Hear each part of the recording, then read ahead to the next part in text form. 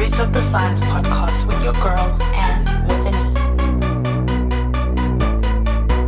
Hello, everyone, and welcome back to another episode of the Root of the Science podcast with your girl, Anne with an E. If you are new here, welcome. It's always lovely to have you. And if you're returning, thank you so much for tuning in once again. Now, remember that you can listen to these podcasts on Apple Podcasts, Spotify, Google, or wherever else you listen and enjoy your podcast. And make sure that you leave a comment, be it on our Facebook page at The Root of the Science Podcast or on Twitter and Instagram at The Root of the Science Pod. My guest today is Tosin Adewumi, originally from Nigeria and now based in Sweden. In this episode, we learned that he always had an interest in science, specifically astronomy and learning about the nature of space when he was in primary and high school. However, he chose to pursue a computer science degree and a postgraduate degree at a university in Nigeria. Currently, he's furthering his studies and pursuing a PhD in machine learning at Sweden's Lund University of Technology. His research there focuses on natural language processing for low-resource African languages. He discusses how he became involved in this research and its significance. We then talk about the bias that is prevalent in the field of machine learning and why it is one of the driving forces behind the research that he does. Tosin tells us that prior to his PhD studies, he had a startup computer business in Nigeria where he built websites and domains. We talk about some of the challenges he faced and also some of the important lessons he learned while working in industry. To hear about all of this and so much more, tune in. Hi, Tosin. Welcome to the show. Hi, Anne. I'm glad to be here. Oh, perfect. I'm also really glad to have you here and for you honoring the invitation. So we're just going to get started. First things first, please just give us a brief introduction. Who is Tosin? Where is he from? Where are you based? And just briefly, what are you currently doing? Yeah, thank you. Tosin is originally from Nigeria. I was born and bred in Lagos, so spent quite a lot of my years in Lagos, Nigeria. Currently, I'm in Sweden, the north of Sweden. It's usually cold. I'm here pursuing my PhD in machine learning, more specifically in natural language processing, looking at Swedish, some African languages, and of course, English. I enjoy machine learning a lot. So that has made me pursue my PhD here in Sweden, even though I had my first degree in University of Ibadan back in Oyo State in Nigeria, and then had a postgraduate in computer science at the University of Lagos in Nigeria. Thank you. Oh, fantastic. Thank you so much for that brief introduction. So before we get into everything that you do, right, I always like us to just find out a little bit more away from you, from the science. So you mentioned you were born and bred in Nigeria, specifically Lagos.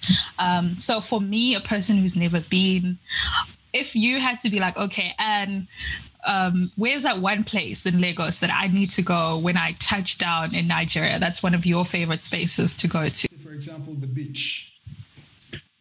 The beach is one popular. In fact, we have quite several beaches in Lagos. You have the Eleko Beach. It's quite famous for hosting gatherings where people could relax and just get the cool breeze of the Atlantic Sea. So that used to be like my getaway spot for some years. Whenever I just want to like reflect and just get the cool breeze of because Lagos. Sometimes could be a bit hot. We have temperatures above 30 degrees, especially during, really dry seasons. So the beaches will be really one fantastic, venue to go to. And then you have really lovely hotels with your restaurants. But I think I would say going to Eleko Beach would be one great place to be. I'll put that on my travel bucket list. Yeah, exactly. Hopefully when we are allowed to travel freely, if these are the places we need to visit. And I think the pandemic has showed us the importance of appreciating what we have in our different countries, and also realizing that it's really good to go out and see things. And that's why I'm really excited to hear when I interview somebody, like, where's that one place that I need to go? And I just write in my bucket list. So anybody else who's listening is like, oh, okay, that sounds really good. That sounds really good. No, thank you so much for your for playing tour guide for those couple of minutes. Now, just back to you and what you do. Before we get to understand how you landed up in Sweden, and you mentioned in the beginning that you love machine learning, but how does it begin? What's the genesis of the story? How did you even fall in love with science? I want us to start from the beginning. Was it something, were they people, or what's the story? Yeah, I think for me, it was innate in the sense that growing up as a young child, I kind of had interest in the stars and seeing the moon, trying to study about them. I was inquisitive how the moon was, got to be where it is, how many stars are up in the sky. So there were times at night I would just look up to the skies and, really wonder about the nature of the stars. So I bought books. This was when I was, finishing primary school, getting into secondary school. So I would buy books. For example, I remember a popular book that came out many years ago then was A Brief History of Time, From the Big Bang to Black Holes by Professor Stephen Hawking. And that book was like my introduction to astronomy, because he made the book quite simple enough for anybody of any background to understand and be able to at least understand some of the basic principles behind astronomy and physics. So that's how my interest was. It was inborn or intrinsic. But then, of course, I got into science, science class. Then you would have science, art, and then maybe social science. So naturally, I went into science class. And then when it came to choosing university and my area of discipline, I had mechanical engineering in mind, but then I went in for physics. But just before I went in, my dad had bought me a palm top. Actually, I think he got it as a gift, and then he decided to give it to me. He apparently felt he didn't need it, so he said, "Okay, let me give it to my son." And my fascination with computers began from that, because I was so surprised that you could write programs and make them behave dynamically. It's fascinating for me. So even though already in my mind, I was like, I think I have to switch to computer science. So I made sure that I took a lot of computer science courses. I bought books, read on my own, practiced on my own. And then when my undergraduate course was over, I went for a postgraduate in computer science. And then finally, after getting involved in industry and then starting my own startup business for a number of years. And then I felt the challenge to also still study more and get involved in research. And that's how I came for PhD in Sweden. Wow, what a journey. What an absolute journey. And it's quite amazing that it just took that one thing that, your dad handing you that gift, and it just activated this curiosity, because I believe that's what science is all about. Pursuing that curiosity further and further and further and further. And look at you now, all of the things that you are doing. And you mentioned that you are in Sweden, currently pursuing your PhD in machine learning, involved in named entity recognitions, which is short for NER, for low resource African languages. Okay, so now can you just tell us how you got involved in all of that and why you specifically chose to focus in that area of studies? Yeah, the startup company I started in Nigeria is an IT firm, and I was involved in building websites, hosting domains for people, for small businesses. But then I felt I needed a bigger challenge, and then I felt doing a PhD will give me that challenge, and then I could add it to the business portfolio. But in the end, I sold the business to someone else, and then got the offer from Luleå University of Technology in north of Sweden. And then that's how I joined the program. And it's such a beautiful place. The supervisor I have, Professor Marcus Lewicki, and my assistant supervisor, Fortini, they're actually wonderful people who encourage you to do what you want to do, what your desire is with regards to research. They just want you to do it and do it well. So I'm someone who loves quotes. I like reading. So chatbots, playing with words was kind of like a natural thing for me. So going to NLP, focusing on NLP, that's natural language processing, kind of like felt like the natural thing, because you have other areas of machine learning, for example, computer vision.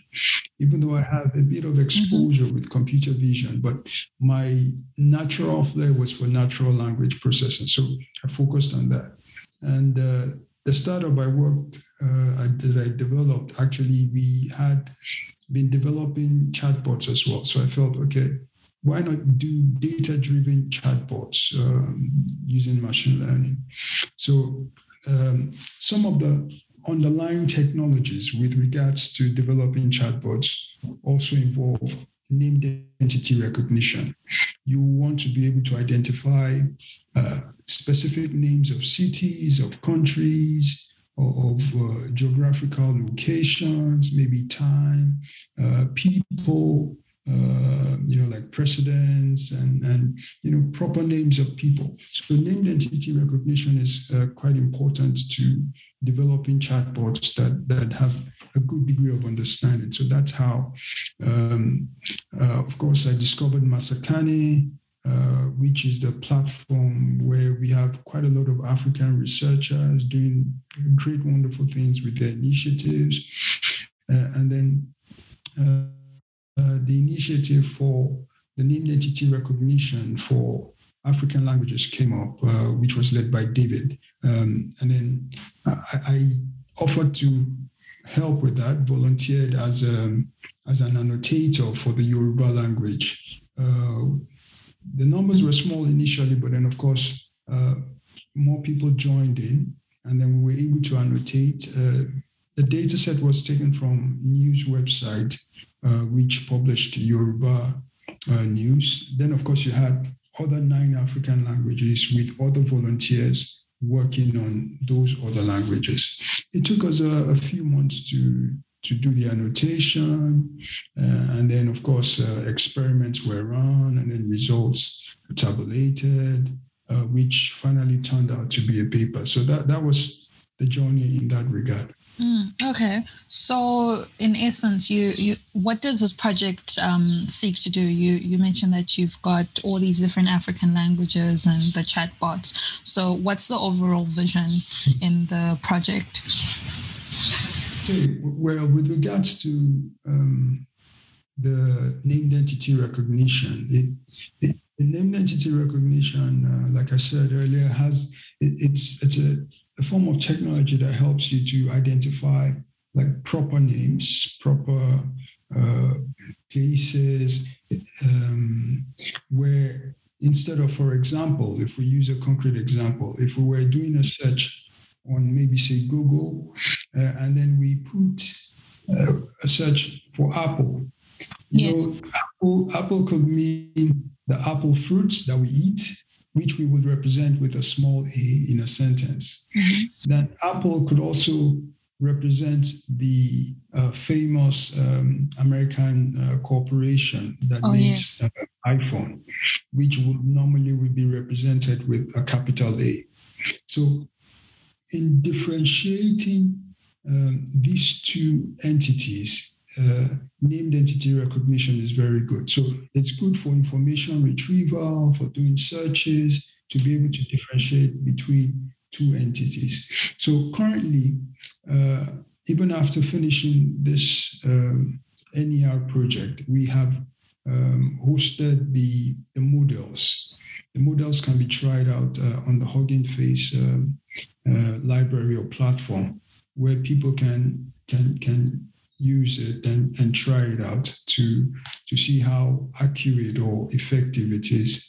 So it's good for such purposes. And then it's good for those who may want to develop, say, chatbots in African languages. And then you want the chatbot to be able to distinguish, like we said, from the example of Apple we gave earlier, where they can distinguish proper names, proper nouns, so that their chatbot delivers more meaningful conversation with humans. So those are applications where this project can be used. It's quite interesting that you're doing this work, and I think it's very important. In fact, I was watching a documentary recently. It was on Netflix. I don't know if you watched it. It's called Coded Bias, talking about how artificial intelligence is a little bit more biased to the West, be it in terms of the color of the skin. It's more biased towards male. There's a lot of biases in terms of when this technology, artificial intelligence, was initially developed. So, as an African researcher now, I think obviously we can tell the importance that there's a gap, there's something missing that it seems like as much as this technology is advanced, right, it's still a huge gap in terms of us people here in Africa. So in your opinion, is that one of the reasons why you do the work that you do? Yes, you're very right. I mean, it's an observation that has been made in many places that, yes, there is bias in the current systems, the current data set we have. And I think researchers are coming to realize that and are making efforts, at least some researchers are making effort to try and close the gap, try and remove the bias that we may find, whether it's with regards to bias in terms of geography or ethnicity or gender. Yes, it's part of the reason why I'm also involved in this aspect of research, where we want to pay attention to low resource languages, so that they can also have some good degree of representation in such systems. For example, there's also another project which I'm working on, which has to do with conversational systems or chatbots in African languages. And for a few months now, since we started, we have noticed that it has been quite a huge challenge getting data sets and conversations in the languages that we're trying to develop. So yes, it's important for researchers to identify this gap and try and fill this gap. Thank you. No, you're absolutely right. And I think the fact that there are researchers who are tackling this, it actually can inspire younger people who are coming into this area of studies to be like, hey, there's something that I can do that I can relate to, passionate to doing something that you can recognize, where you can see yourself into. And I really love the fact that you're part of all of these projects. And I've had the privilege of meeting other people who are also part of these projects. And I think it's so important, because when I was watching that documentary, I didn't realize it. I didn't realize that there were all these biases. As much as this technology is great, but I also personally feel like for us normal, let me not say normal. For us people who are not in the field of computer sciences, it's something that we are not alerted about. It's only if you are in that research where you start to notice these things. And I love the fact that there are researchers who are tackling this gap, and they want to improve it. And kudos to you and all of this amazing research that you're doing. I'm really, really excited for this kind of research. Thank you. Yeah. So earlier on in our conversation, you mentioned that before you started this PhD, you worked in industry and you had your own startup where you said that you're building websites and domains for different people in Nigeria, right? Yeah, exactly. Yeah. So you said that it didn't go as you had hoped, right? So what were some of the reasons why it didn't go as well as you had planned? Initially, it started out, quite well, being a very small, just started out as a very small business, and it was able to pick up within the first 2 years quite rapidly. But then, of course, given government policies, the infrastructure problems that we have in Nigeria, for example, when you take the issue of power in Nigeria, unfortunately, sometimes we don't get power for up to 4 hours in a. So you have to find a way, think and find a way to, and then of course, for somebody working with computers, you need to be able to power your computers. So you have to buy a generator, fuel generator, and these bring additional costs for a small business trying to avoid the heavy burden of debts and loans. It becomes a huge challenge. So the infrastructure, having regular, constant power, was one of the key problems all throughout, the period of the business. And then, of course, you had government policies. At some point, because some of the hosting was done outside the country with domains that were outside the country, and you had to pay in Forex to those businesses. And then the government would come up with policies that would completely ban certain cards that you would use, or put limitations on the kind of transactions or amount of transaction you can do. So those created serious problems during the life of the business.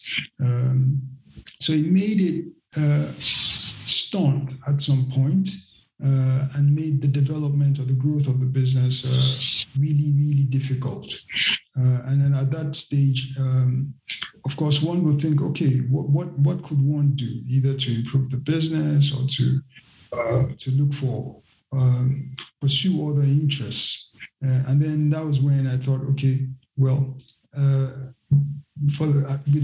coupled with the fact that I needed new challenges with regards to learning new things, having a PhD, and I felt, okay, maybe I should sell the business, and then that was what happened at the end of the day. That's you touched on so many important things, specifically about the infrastructure and electricity. It's a common African problem. Even here in South Africa, we have what we call load shedding, where electricity just goes out, like you said, for 2 to 4 hours, and it's debilitating for small businesses because they cannot cover those types of costs. And I can only imagine worse for a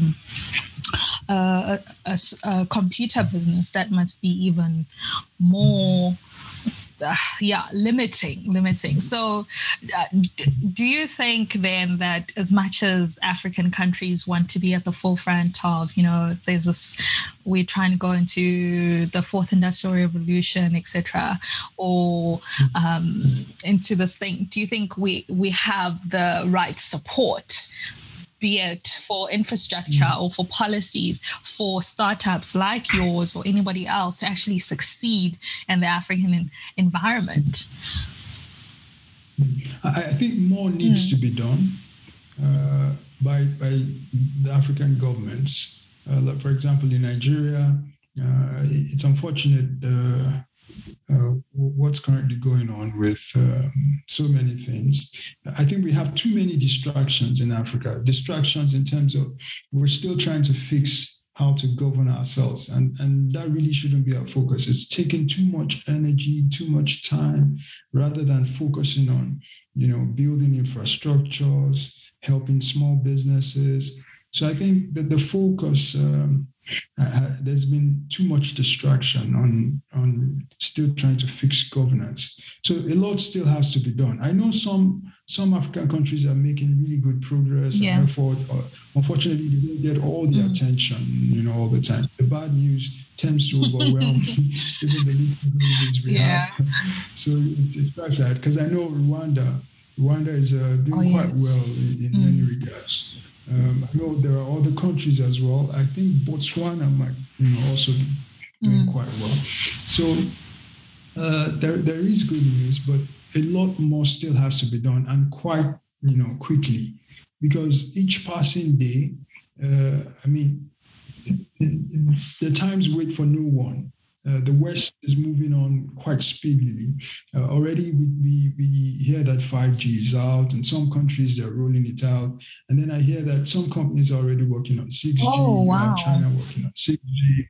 Yeah, so we shouldn't keep wasting time on trying to solve governance when, the world is leaving us behind. We need to catch up very fast. So a lot still has to be done. Yeah, no, it's true. And we hope that soon we will. But I mean, with African researchers like yourselves who are doing the work, hopefully the people in policy can be motivated to do what they need to do, and they already have the people, the intelligence, because it's there for them to implement all of this stuff. And as much as, let's say, for example, for you, it didn't work out the way you wanted to, but I mean, like you said, it allowed you to seek other avenues and to challenge yourself and to do something different and even travel the world, which is amazing. Yeah. So it's all not so bad, specifically in your journey. And it's been quite interesting hearing how it all meshed out for you. And before we go, I always just ask for a word of advice for somebody who is maybe, for example, inspired to do what you're doing, or just general life advice. What would you say to them? Yeah, I think two things. Identify your passion and then pursue your passion. You will notice from my story that I mentioned, I already had an intrinsic interest in science, and along the way I would see where my interest lied and then will pursue it. And I think it makes life easier and more meaningful when one does that, rather than just maybe join the bandwagon, or people are doing this, or my friends are doing this, so let me also just join them because it seems to be popular, rather than you looking inward and finding out what do you enjoy doing, what do you have interest in, and then pursuing that. So I think, yes, identify your passion and then pursue your passion. That's some great life advice. Yeah, I love that. Identify your passion and just pursue it. And it's been so lovely. Thank you so much for sharing your story, sharing your journey. And I wish you all of the best with everything that you are doing. Thank you very much. It's been great being here. Fantastic. And to everybody else who's tuned in, thank you so much for tuning into another episode of the Root of the Science podcast with your girl, Anne with an E. Until next time, goodbye.